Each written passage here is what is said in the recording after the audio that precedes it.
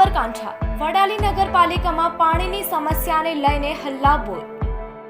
કરોડો રૂપિયાના પ્રોજેક્ટ ઊભા કરવા છતાં પણ પાણીની સમસ્યા યથાવત। લોકોને 10 દિવસે પણ પાણી ન મળતા વડાલી નગરપાલિકા આગળ ચક્કાજામ કરવામાં આવ્યું।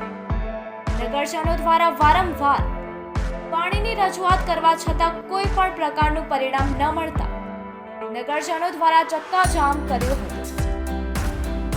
નગરપાલિકાના ચીફ ઓફિસર દ્વારા ઘર ઘર નળ યોજનામાં પણ કોન્ટ્રાક્ટર સાથે મળીને મોટા પાયે ભ્રષ્ટાચાર કરવામાં આવ્યો હતો, જેને લઈને વડાલી નગરમાં કોઈ પણના ઘરે હજી સુધી આ યોજના હેઠળ એક ટીપું પણ પાણી પડ્યું નથી।